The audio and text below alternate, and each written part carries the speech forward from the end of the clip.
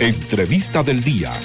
La entrevista a primera hora, con los temas noticiosos más relevantes, en la voz de los protagonistas. Ahora mismo las 9 de la mañana con 11 minutos. En esta entrevista, en la que participan dos invitados, vamos a hablar acerca del tema de los rectores y su obligación de elegir a representantes titular y suplente para integrar la comisión que va a postular a los candidatos a magistrados del Tribunal Supremo Electoral, que van a tener a su cargo, por cierto, 2 procesos de elecciones, Beatriz. Así es. Bueno, vale la pena presentar a nuestros invitados. Sí, se trata de la licenciada Krista Walters, ella es del Movimiento Cívico Nacional, y también está con nosotros el doctor Javier Monterroso, experto en Derecho Constitucional, catedrático y fue secretario privado del Ministerio Público. Vamos, gracias por tomar la llamada, licenciada Walters. Vamos con usted para empezar. ¿Cómo vio que la Junta Directiva del Congreso le recordara al rector de la Universidad de San Carlos, Walter Mazariegos, que preside esta comisión, que tenía que sesionar esta postuladora en el Congreso y hacerlo de manera pública? Buenos días. Buenos días y gracias por la invitación.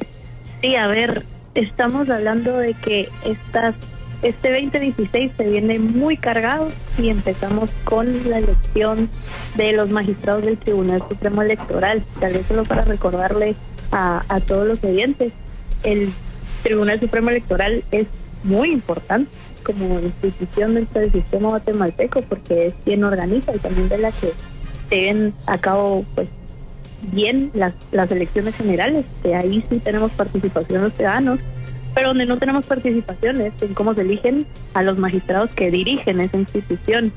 Y el principio de todo este proceso es que se integre precisamente la comisión de postulación que debe de elaborar esa nómina de candidatos a magistrados.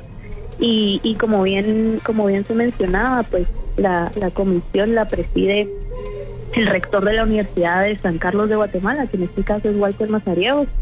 Y en otras ocasiones lo que se ha dado es que pues la comisión sí trabaja en las instalaciones del Congreso, y lo que la ciudadanía o los guatemaltecos tenemos que estar muy pendientes es que esta no solo sea el lugar adecuado para que se lleve a cabo la comisión, sino que los ciudadanos también podamos saber efectivamente qué está pasando ahí, porque la ley de comisiones de postulación también es muy clara en los principios rectores de ese trabajo que deben de hacer las comisiones, que además de la excelencia y profesionalismo, la honorabilidad de todas las personas que integran esas comisiones, también está pues la transparencia, que es muy importante, no solo el lugar, saber dónde están haciendo su trabajo, pero que no haya nada oculto, o que lo que ahí se apruebe no sea una sorpresa posteriormente. Entonces ese es un tema muy delicado, pero muy importante de siempre recalcar en estos procesos. Doctor Monterroso, se habla mucho del tema de que Walter Mazariegos presida esta comisión, pero ¿qué hay de los integrantes que puedan considerarse grises y se incorporen? Buenos días. Muy buenos días, mucho gusto estar con ustedes. Bueno, quisiera plantear en primer lugar, relacionado con la pregunta anterior, que es el artículo 141 de la Ley Electoral y de Partidos Políticos, la que establece que la comisión de postulación para elegir magistrados del Tribunal Supremo Electoral deberá celebrar sesión permanente mientras dure su función, y se reunirá en la sede del Congreso de la República, y su sesión será pública. Es decir, además de los principios establecidos en la Ley de Comisiones de Postulación, tenemos una norma específica en la Ley Electoral y de Partidos Políticos que obliga a las sesiones públicas y en un lugar público, precisamente como es el Congreso de la República. Entonces, este llamado de atención que hace la Junta Directiva del Congreso al rector de la Universidad de San Carlos es precisamente porque se sabe que es una persona opaca, que es una persona que no realiza sesiones públicas ni siquiera del Consejo Superior Universitario, donde se realizan las sesiones ahora virtual, porque él no quiere convocar a sesiones públicas donde los miembros del Consejo Superior Universitario se encuentren personalmente. O sea, estamos ante una actitud reiterada de opacidad y secretismo por parte del actual rector de la Universidad de San Carlos, que todos sabemos que llegó al poder, digamos, a ser electo como rector en una elección totalmente fraudulenta y anómala. Ahora, lamentablemente, digamos, en ese sentido, la ley actual de partidos políticos establece que es el rector de la Universidad de San Carlos quien preside la comisión de postulación. Y eso ya de por sí es un problema, pues este rector carece de la legitimidad necesaria para presidir una elección tan importante. Recordemos que el próximo Tribunal Supremo Electoral va a haber 2 elecciones generales, por lo menos. En ese sentido, sería lo más adecuado que el rector de la Universidad de San Carlos se inhibiera de integrar la comisión de postulación y asumiera la suplente que fue electa, creo que el día de ayer, por parte del Consejo Superior Universitario. ¿Usted ve eso probable, doctor Monterroso? Bueno, pues ahí debería dirigirse la presión social definitivamente, porque es muy importante que las personas que elijan a los miembros del próximo Tribunal Supremo Electoral tengan la legitimidad social suficiente para hacerlo. Y en este caso, el caso de Walter Mazariegos no la tiene, pues él mismo llegó en condiciones anómalas a ocupar la rectoría. ¿Y qué dice de los grises que le mencionaba Beatriz en la pregunta? De que puede haber ahí gente que no se puede saber exactamente si realmente pueden ser o no las personas idóneas para integrar esa postuladora. Bueno, de hecho, la misma persona que fue electa por el Consejo Superior Universitario como suplente de Walter Mazariegos, yo calificaría por lo menos de una persona gris, en el sentido en que fue electora del mismo rector y trabaja directamente en la unidad de asuntos jurídicos de la Universidad de San Carlos. Entonces yo por lo menos la calificaría de gris. Recordemos que esta comisión de postulación no está totalmente integrada todavía. Falta la elección del representante titular y suplente del Colegio de Abogados y Notarios de Guatemala, elección que deberá realizarse en la primera y segunda semana de enero del próximo año. Y también falta elegir a los representantes de rectores de las universidades privadas y representantes de decanos de derecho de las universidades privadas. Ahí, en cuanto a los grises, el llamado sería que tanto el gremio de abogados como el foro de rectores y el foro de decanos de derecho pueda elegir representantes idóneos, representantes que sean intachables, porque tienen la función de elegir a los próximos magistrados del Tribunal Supremo Electoral. Licenciado Walters, la verdad es que la pregunta que habíamos pensado con Beatriz era si en estas condiciones en las que estamos se puede aspirar a un mejor Tribunal Supremo Electoral, pero creo que podemos cambiarla para decir lo siguiente y preguntarle esto: ¿qué se necesita? ¿Cuál es la clave para que el próximo TSE sea realmente bueno, sea mejor que el que está entregando? Sí, tal vez para responder eso creo que tenemos que ver cuáles son también, digamos, los desafíos que hay en todo este proceso para que el resultado sea bueno. Históricamente, en todos estos procesos de postulación, el peligro de que sean capturados por intereses particulares o partidarios o de grupos de presión ha sido muy alto, y hemos visto el costo de que sí suceda en otros procesos.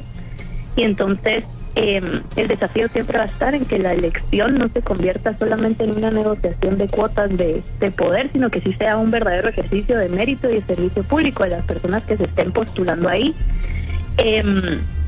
Entonces yo diría que para tener un buen TCE, para tener un TCE integrado con personas que no solo cumplan con los requisitos de ley, que eso ya es lo mínimo, esa es la base.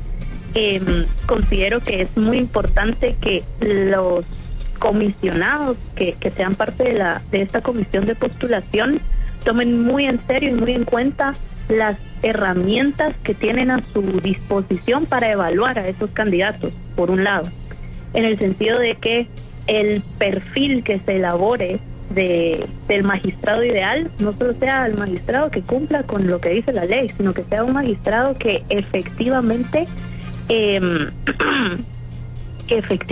pues sea alguien que conozca sobre el sistema electoral, que tenga experiencia en todo esto, que sea una persona de reconocida honorabilidad, que sea también pues pues entonces una persona que sea independiente, no puede ser el operador de un partido político, haber sido el asesor político de alguien, ni tener intereses que comprometan entonces su imparcialidad. Y hemos visto lo difícil que es poder calificar o poder evaluar en ciertas ocasiones la honorabilidad, que si bien nuestra Constitución exige esa honorabilidad, la verdad, la persona que sea candidato, que sea eventualmente electa como parte del Pleno de Magistrados del TCE, debe estar respaldada pues también por una trayectoria que sea limpia, sin ningún conflicto de interés o favores partidarios o esos cuestionamientos de probidad.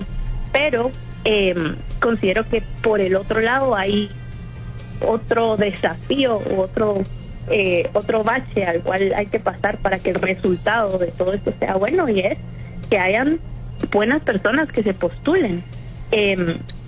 Reiteradamente se habla de que los comisionados no tienen mucho en las manos o no pueden hacer A o B o C y D.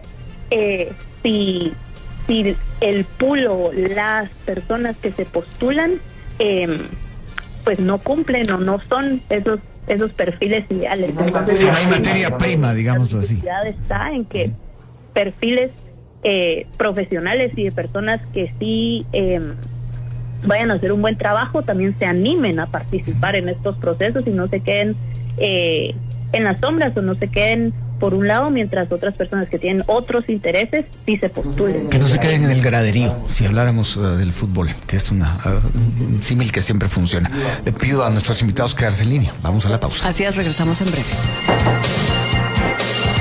Está escuchando A Primera Hora de Emisoras Unidas.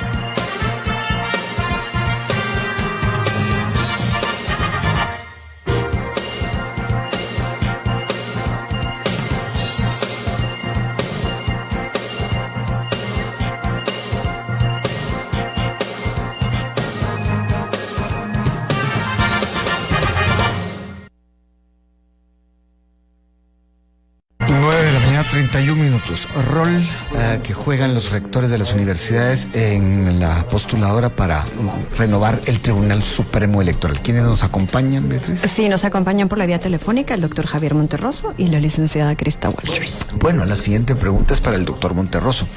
Doctor, aunque siempre es arriesgado hablar de que hay un lado bueno y un lado malo en estos procesos, lo que sí está claro es que hay intereses que buscan influencia en el Estado, que juegan sin reglas y sin escrúpulos. ¿Qué se puede hacer realmente contra eso? Bueno, efectivamente, aunque calificar de buenos y malos es algo muy simple, yo creo que sí se puede establecer que hay personas interesadas en que el Estado de Guatemala siga cooptado por grupos criminales, cooptado por incapacidad ineficiente en las instituciones del sector justicia, y definitivamente el Tribunal Supremo Electoral es un bastión que estos grupos intentan mantener controlado. ¿Por qué?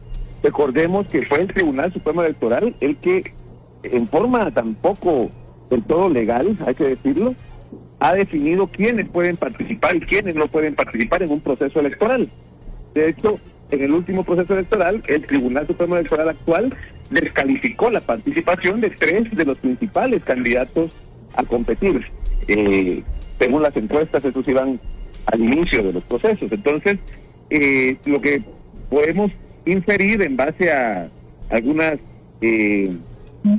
comunicaciones que se han tenido es que los grupos políticos y criminales buscan optar, tener el control del Tribunal Supremo Electoral para impedir ciertas candidaturas de personas que les sean no afines, ¿verdad? Entonces, ahí es donde tenemos que tener mucho cuidado todos los guatemaltecos. No podemos permitir que el Tribunal Supremo Electoral, que es el que tiene que regular las elecciones, es el garante de la democracia, del ejercicio democrático de todos los guatemaltecos, esté cooptado por personas que lo que buscan es impedir que ciertas personas participen, apoyar las candidaturas de otras personas que les son afines y que esas personas estén vinculadas con grupos criminales o grupos corruptos. Entonces, ahí es la gran lucha de la ciudadanía. ¿Cómo hacerla? Pues, por un lado, exigir que quienes integran la comisión de postulación sean personas idóneas. Ahí es el primer punto. Tenemos que exigirle a los rectores, tenemos que exigirle a los mismos abogados y tenemos que exigirle a los decanos de derecho que escojan personas idóneas, capaces, para integrar la comisión de postulación del Tribunal Supremo Electoral. Y luego de eso también, coincido con la licenciada, motivar a personas que tengan capacidad, que llenen los requisitos a que participen en el proceso de elección. Porque otro problema es que personas idóneas no participan y dejan con esto a personas que tienen sus propios intereses, que sí tienen financistas, que tienen padrinos a integrar un órgano tan importante como el Tribunal Supremo Electoral. Licenciada Walters, usted hacía referencia a la importancia de una herramienta de evaluación idónea. En ocasiones anteriores se han descartado algunas que tienen parámetros científicos. ¿Por dónde debería de estar esta herramienta de evaluación? ¿Cómo hacerla para que sea efectiva? Sí, yo creo que el cuestionamiento de estas herramientas siempre es el mismo, porque si regresamos a el origen de las comisiones de postulación o la lógica de cuando iniciaron en el 2009 y la lógica también de tener universidades dentro de las comisiones era esa, pues, de que los cuerpos académicos que ya estaban consolidados podían tener estándares como más altos para poder evaluar a las personas, y nos hemos dado cuenta que hemos caído en repetir errores una y otra vez en estas comisiones de postulación, de pensar que estos perfiles ideales tienen que cumplir solo con lo mínimo que establece la ley y que tienen que cumplir con estándares, digamos, muy cuadrados que no necesariamente nos indican si la persona es idónea. Y cuando es idónea no solo es porque tiene la edad o porque tiene los títulos, sino que tiene las capacidades para cumplir con las exigencias del cargo.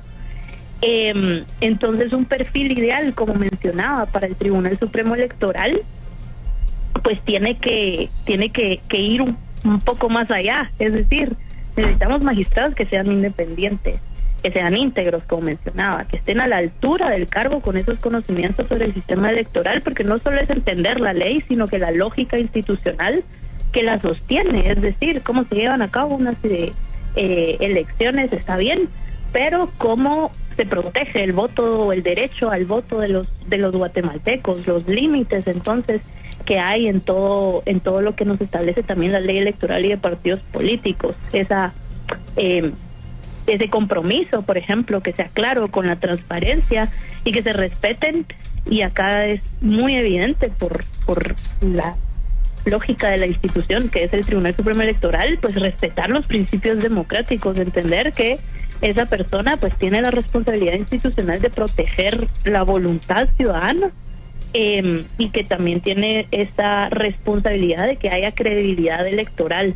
Entonces para este proceso no solo el perfil va a ser muy importante, pero otra cosa que se ha dejado a un lado en muchas comisiones de postulación, porque no es obligatorio, es llevar a cabo entrevistas. Creo que eso da muchas luces, no solo de cómo se conducen los candidatos, sino de las ideas o el pensamiento que traen detrás para estar a la altura del cargo. Y obviamente está la otra herramienta, que es la tabla de gradación, que es, no tengo la respuesta ahorita de si se puede sustituir o no la tabla de gradación, pero sí es necesario que eso punteo no sea solo una lista donde hacemos un checklist de, bueno, cumple 5 puntos, hizo servicio comunitario 5 puntos. No es eso, porque finalmente vemos cómo llegan candidatos en muchos otros procesos donde, bueno, si una maestría te da más puntos en la tabla de gradación, excelente.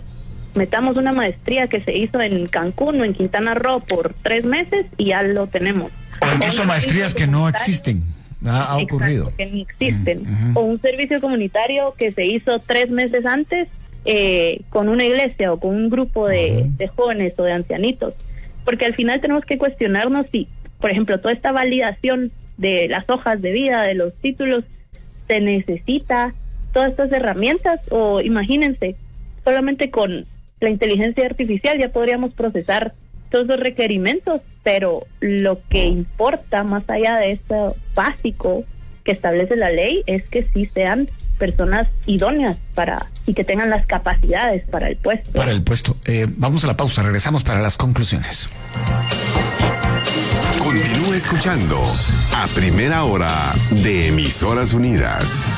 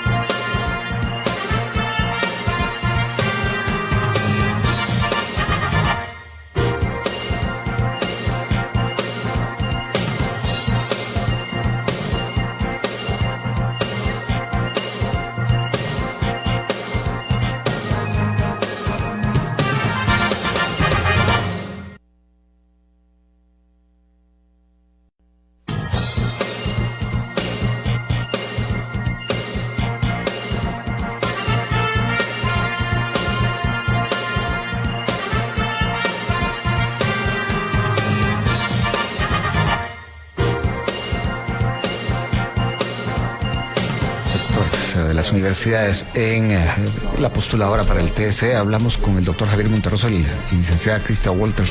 Tenemos muy poco tiempo, les pido ser muy directos en sus respuestas. Va usted, Beatriz, con la primera pregunta. Así es, doctor Monterroso. ¿Quiénes, según usted, son los 3 operadores clave que incidirán en el trabajo de esta postuladora? Bueno, yo creo que la clave ahí va a ser la elección en el colegio de abogados y notarios. Eso va a definir mucho en el futuro de esta postuladora, porque si ganara alguno de los grupos vinculados al actual decano de la Facultad de Derecho de la Universidad de San Carlos o al actual rector de la Universidad de San Carlos de Guatemala, prácticamente ellos dominarían la comisión de postulación. Recordemos que la comisión de postulación se integra por 5 miembros y es la única comisión de postulación cuyas decisiones se toman por 3 de sus miembros. Entonces, la clave va a ser quién elige el colegio de abogados la primera semana de enero. Creo que los rectores de las universidades privadas y los decanos de las universidades privadas, si bien tienen una gran responsabilidad, creo que se podría más o menos tener una correlación de fuerzas favorable para la independencia del Tribunal Supremo Electoral, pero todo depende del colegio de abogados. Si se puede hacer una correlación favorable entre colegio de abogados, rector de las universidades privadas y decano de las universidades privadas, ahí podríamos hablar de 3 actores clave que podrían, digamos, disminuir la influencia negativa que pueden tener los otros 2 miembros de la comisión. Licenciado Walters, le pido brevedad para esta pregunta que es muy amplia. Ya yéndonos más adelante, ¿usted ve posible que el próximo Tribunal Supremo Electoral se atreva a vetar candidaturas como ocurrió en 2023? Yo creo que va a ser importante la labor que deje el Tribunal Supremo Electoral actual que está, porque si recordamos ahorita se está llevando a cabo o se tuvo un proceso con los partidos políticos de reforma del reglamento de la ley electoral y de partidos políticos, donde se hacen diversos cambios. Algunos son criticables claramente en el sentido de que pues se cambia la manera en cómo se llevan los procesos para sancionar, se definen ciertas cosas de campaña anticipada, de proselitismo.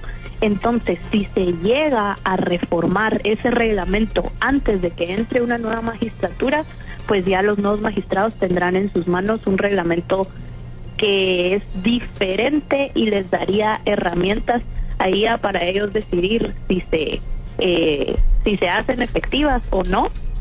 Y es muy difícil predecir, porque lo que los ciudadanos quisiéramos es que actúen con objetividad sin pensar en qué candidato va a estar o no, y la idea es esa, ¿verdad? Que no se bloqueen candidaturas porque me agrada o no me agrada un candidato, o porque es de un grupo de interés o de otro.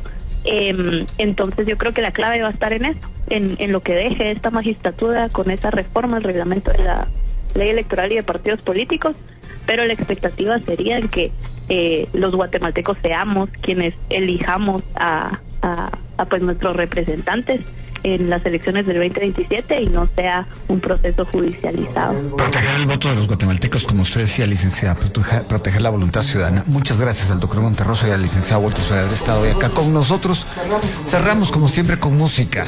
Cumple 80 John McVie, el bajista de Fleetwood Mac. Feliz cumpleaños para John McVie. Sí, que la pase bien a sus 80. Gracias, Beatriz, por haber venido. Viene el Chapuz.